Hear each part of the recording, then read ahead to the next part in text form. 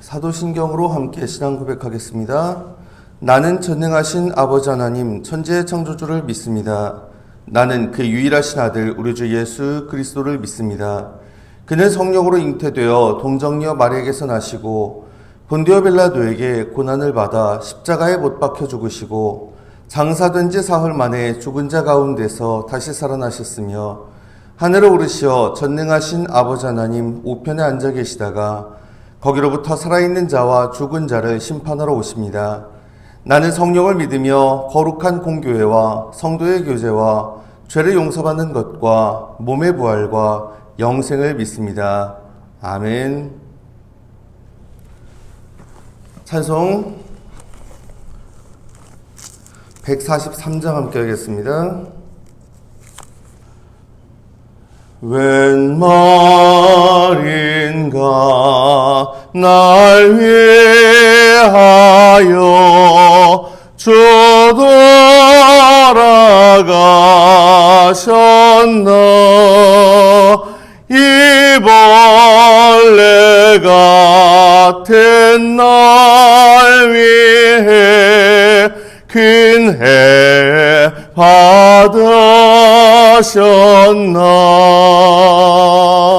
내 지은 죄 다 지시고 못 박히셨으니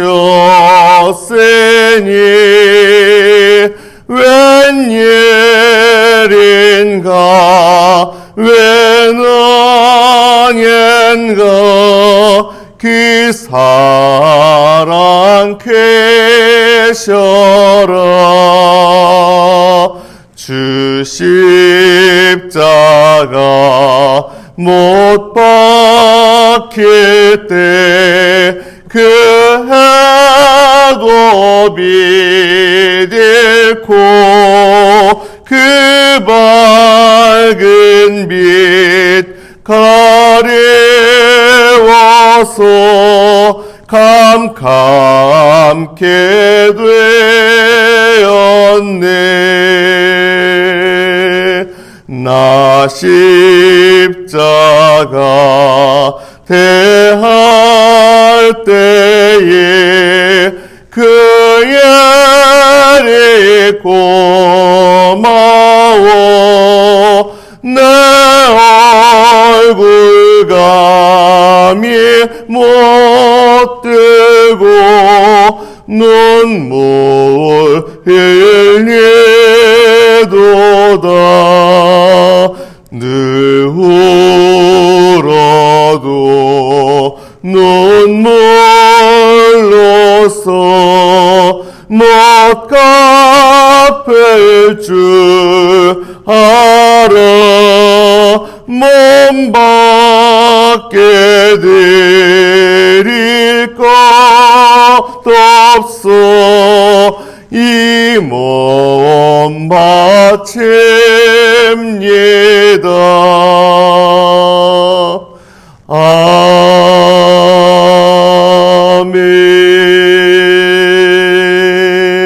아멘. 호세아 9장 함께 읽겠습니다. 호세아 9장 구약 1264페이지 호세아 9장 봉독합니다. 이스라엘아 너는 이방 사람처럼 기뻐 뛰놀지 말라. 내가 음행하여 내 하나님을 떠나고 각 타작 마당에서 음행의 값을 좋아하였느니라. 타작 마당이나 술틀이 그들을 기르지 못할 것이며 새 포도주도 떨어질 것이요 그들은 여호와의 땅에 거주하지 못하며 에브라임은 애굽으로 다시 가고 아수르에서 더러운 것을 먹을 것이니라. 그들은 여호와께 포도주를 부어드리지 못하며 여호와께서 기뻐하시는 바도 되지 못할 것이라. 그들의 재물은 애곡하는 자의 떡과 같아서 그것을 먹는 자는 더러워지나니 그들의 떡은 자기의 먹기에만 소용될 뿐이라 여호와의 집에 드릴 것이 아님이라. 너희는 명절날과 여호와의 절기의 날에 무엇을 하겠느냐? 보라, 그들이 멸망을 피하여 갈지라도 애굽은 그들을 모으고 놉은 그들을 장사하리니 그들의 은은 귀한 것이나 찔레가 덮을 것이요 그들의 장막 안에는 가시덤굴이 퍼지리라. 형벌의 날이 이르렀고 보응의 날이 온 것을 이스라엘이 알지라. 선지자가 어리석었고 신에 감동하는 자가 미쳤나니 이는 내 죄악이 많고 내 원한이 크민이라. 에브라임은 나의 하나님과 함께한 파수꾼이며 선지자는 모든 길에 친 새 잡는 자의 그물과 같고 그의 하나님의 전에는 원한이 있도다. 그들은 기브아의 시대와 같이 심히 부패한지라. 여호와께서 그 악을 기억하시고 그 죄를 벌하시리라. 옛적에 내가 이스라엘을 만나기를 광야에서 포도를 만남같이 하였으며 너희 조상들을 보기를 무화과 나무에서 처음 맺힌 첫 열매를 봄같이 하였거늘 그들이 바알보올에 가서 부끄러운 우상에게 몸을 들이므로 저희가 사랑하는 우상같이 가증하여졌도다. 에브라임의 영광이 새같이 날아가리니 해산하는 것이나 아이 베는 것이나 임신하는 것이 없으리라. 혹 그들이 자식을 기를지라도 내가 그 자식을 없이 하여 한 사람도 남기지 아니할 것이라. 내가 그들을 떠나는 때에는 그들에게 화가 미치리로다. 내가 보건대 에브라임은 아름다운 곳에 심긴 두로와 같으나 그 자식들을 살인하는 자에게로 끌어내리로다. 여호와여 그들에게 주소서. 무엇을 주시려 하나이까? 아이 베지 못하는 태와 젖없는 유방을 주시옵소서. 그들의 모든 악이 길갈에 있으므로 내가 거기에서 그들을 미워하였노라. 그들의 행위가 악함으로 내 집에서 그들을 쫓아내고 다시는 사랑하지 아니하리라. 그들의 지도자들은 다 반역한 자니라. 에브라임은 매를 맞아 그 뿌리가 말라 열매를 맺지 못하나니 비록 아이를 낳을지라도 내가 그 사랑하는 태의 열매를 죽이리라. 그들이 듣지 아니하므로 내 하나님이 그들을 버리시리니 그들이 여러 나라 가운데에 떠도는 자가 되리라. 아멘. 사순절 특별 새벽기도의 19째 날입니다. 오늘도 주님 앞에 나와서 기도함으로 하루 시작하신 여러분께 주님의 은혜가 가득히 마시길 간절히 바랍니다. 아멘. 여태까지는요 이스라엘을 향한 하나님의 심판 선언이 계속해서 나왔었죠.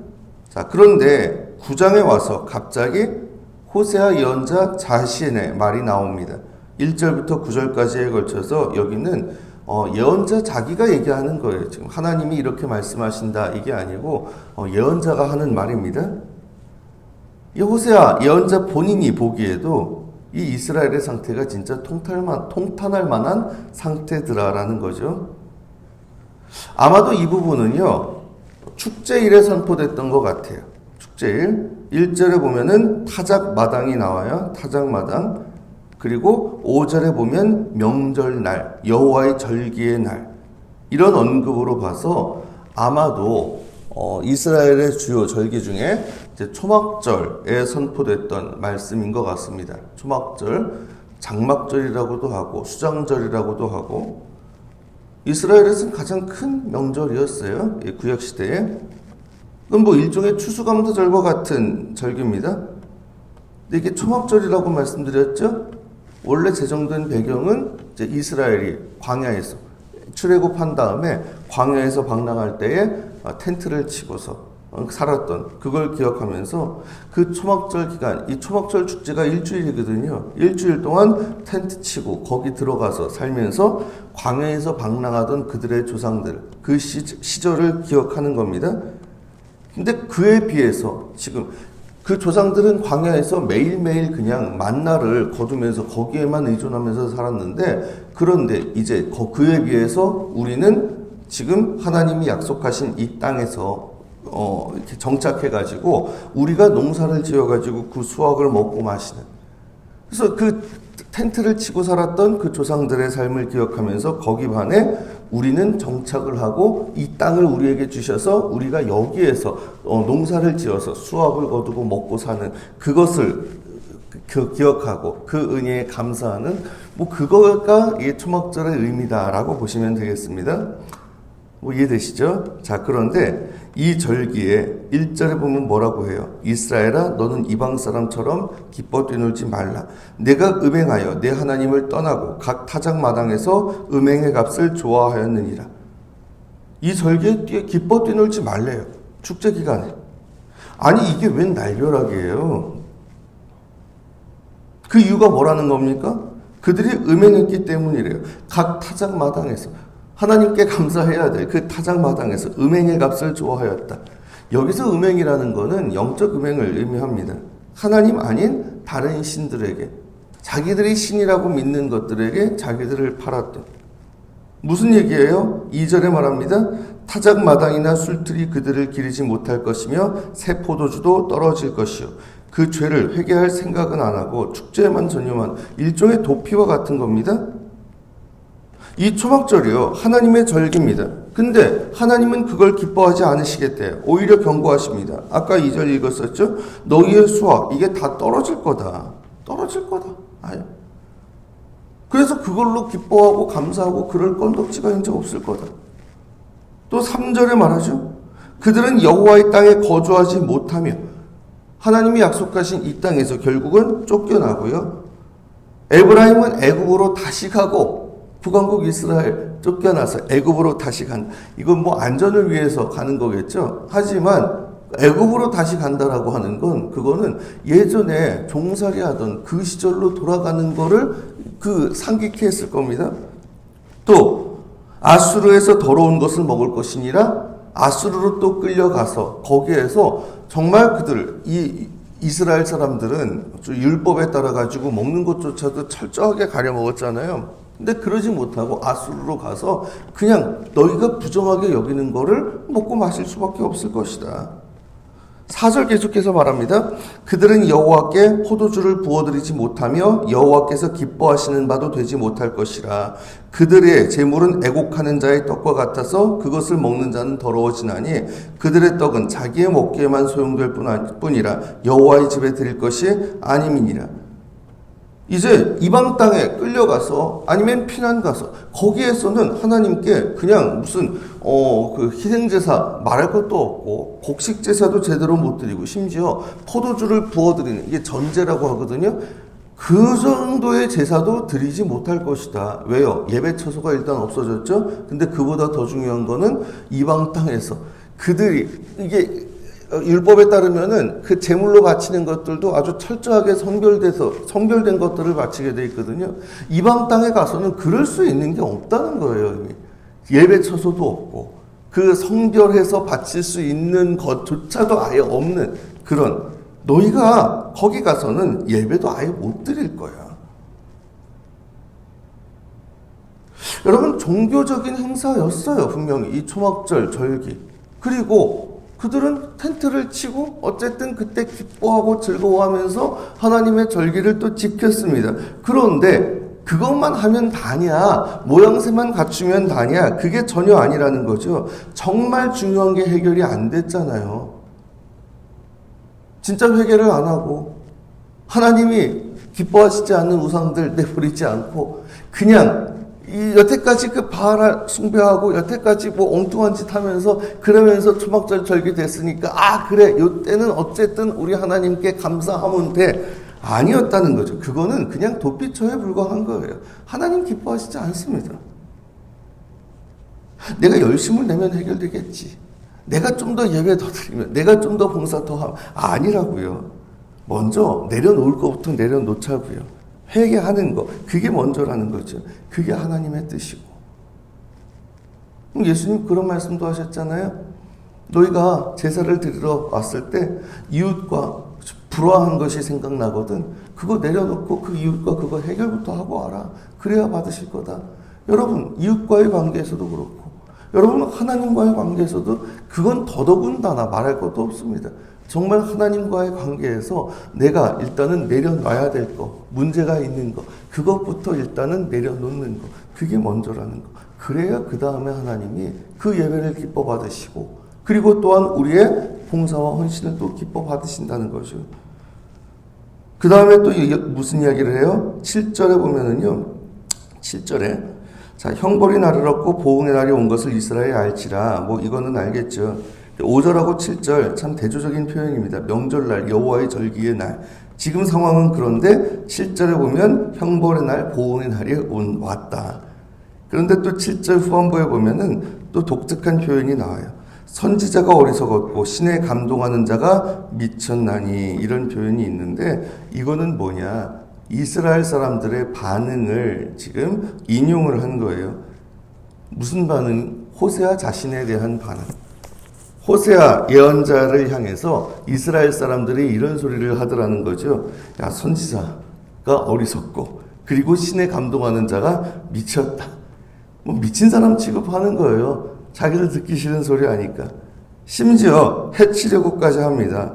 8절 후반부에 보면은 모든 길에 새 잡는 자의 그물과 같고 뭐 이런 얘기가 나오는데, 자, 그 8절을요. 최근에 이제 대한성서공회에서 공식적으로 또 번역된 성경 중에 새한글 성경이라고 있습니다. 그 새한글 성경은 8절이 이렇게 번역이 되어 있어요. 에브라임의 파수꾼은 나의 하나님과 함께 합니다. 그는 예언자입니다. 그런데 그의 모든 길 위에 사냥꾼의 올가미가 놓여 있고 적대감이 그의 하나님의 집에서 느껴집니다.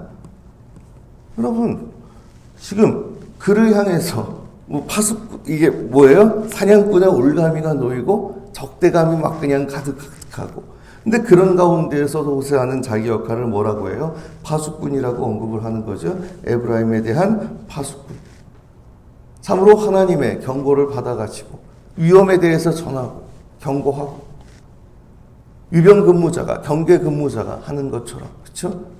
저 전방에서 또 이렇게 자기가 근무 선언 중에 뭔가 특이사항이 있으면 즉각 바로바로 보고해야 하는 그런 파수꾼처럼.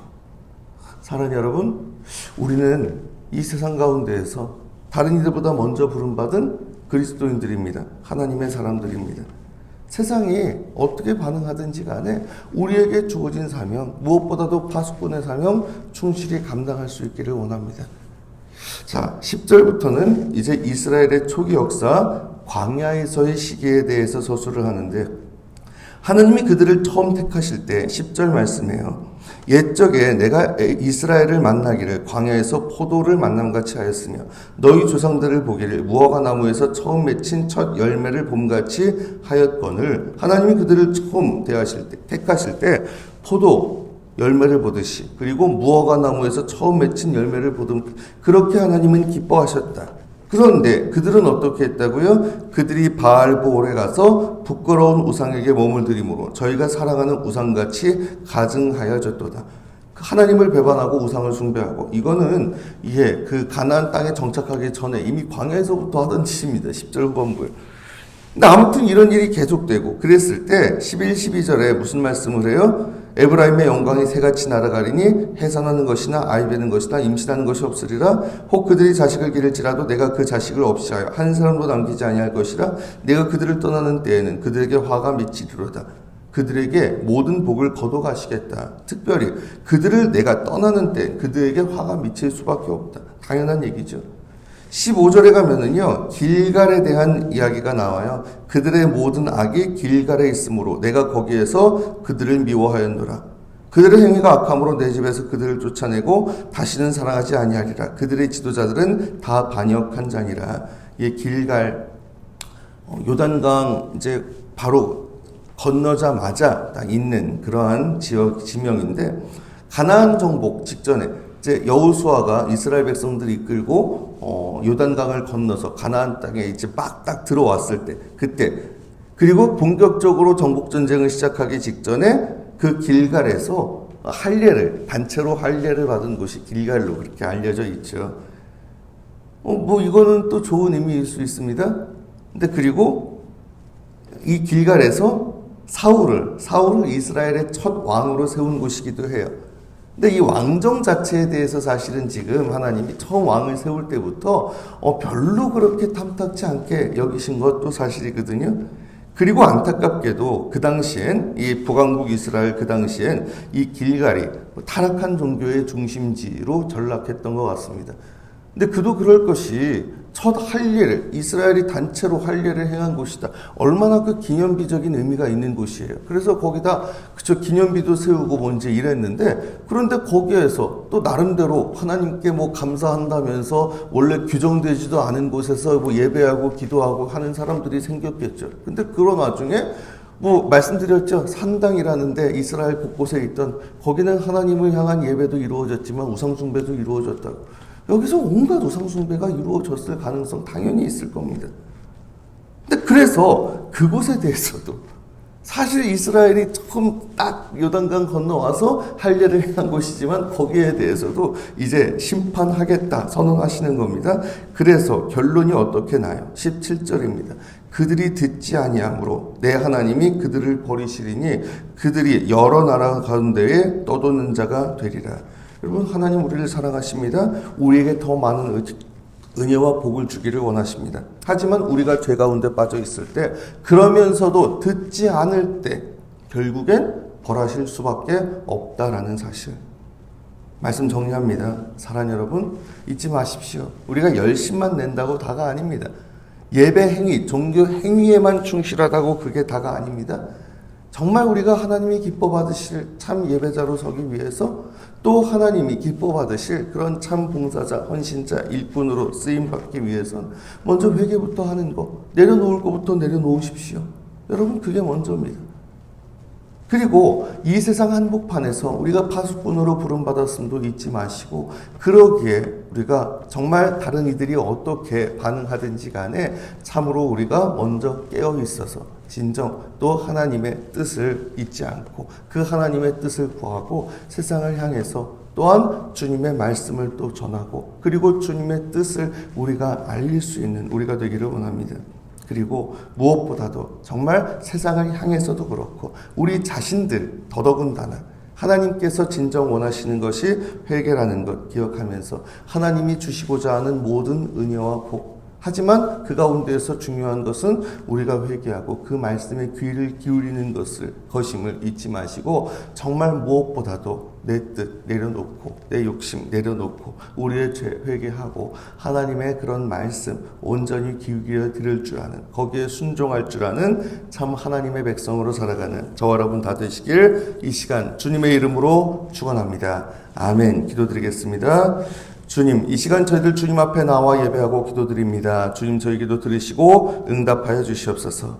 주님, 우리가 종교적인 열심만 내면 다가 아니라는 것, 예배 행위가 또는 봉사와 헌신 자체가 그게 전부가 아니라는 것 잊지 않게 하여 주시옵소서. 참으로 하나님께서 진정 원하시는 것은 결국 그 모든 것보다도 회개라는 것 잊지 않게 하시고, 우리가 내려놓을 것 내려놓고 회개할 것 회개하고 하나님과의 관계부터 먼저 회복할 줄 아는 저희가 되게 하여 주시옵소서. 그것을 위해 이미 예수 그리스도 하나님의 아들이 우리를 위해서 그 모든 것을 다 짊어지고 죽으셨사오니 그 공로를 의지하고 더욱더 하나님 앞에 나아가는 가운데 하나님의 용서의 은총을 받아 누릴 수 있도록 도와주시옵소서.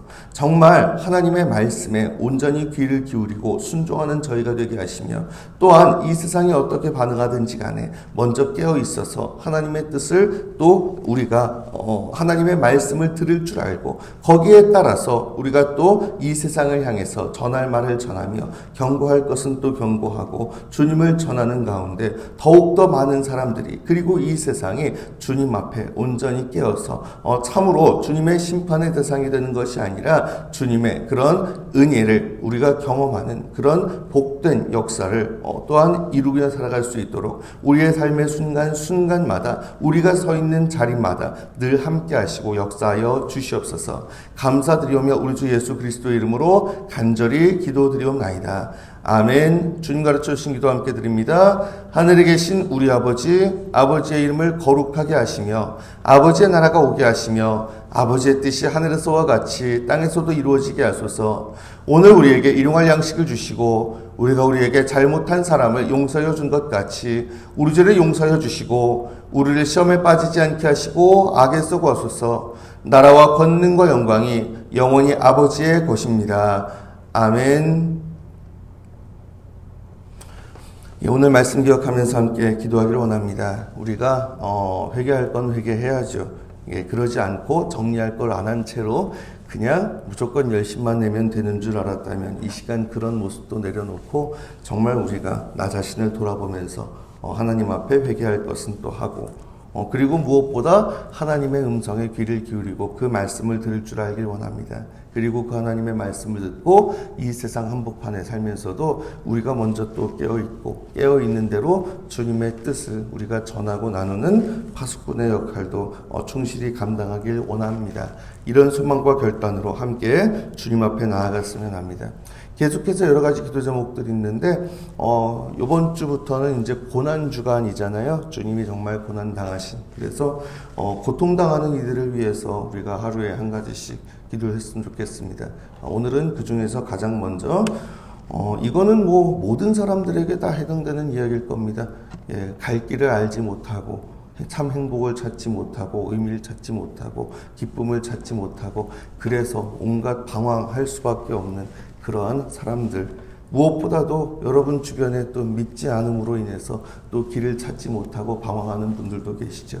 우리 그분들 위해서 그렇죠. 삶이 정말 방향을 찾지 못해 계속 헤매고 있는 분들, 그리고 또 여러분 주변에 참으로 믿지 않음으로 인해서 또 계속해서 그 참 행복을 찾지 못하는 그분들도 기억하면서 그분들도 주님이 만나 주시고 그래서 주님 안에서 그들이 참 기쁨을, 참 의미를, 참 행복을 찾고 그 외에도 수많은 사람들 결국엔 그 길을 찾을 수 있도록 주님 안에서 참 기쁨을 찾을 수 있도록 정말 주님을 몰라서 결국 헤맬 수밖에 없는 그런 인생들 위해서 이 시간 함께 주님 앞에 집중적으로 기도했으면 좋겠습니다. 그 외에도 여러 가지 마음속의 소원들, 우리 기도 제목들 내려놓고 주님 앞에 간절하게 간구하신 후에 각자 자기의 자리로 자유롭게 돌아가시길 바랍니다. 함께 기도드리겠습니다.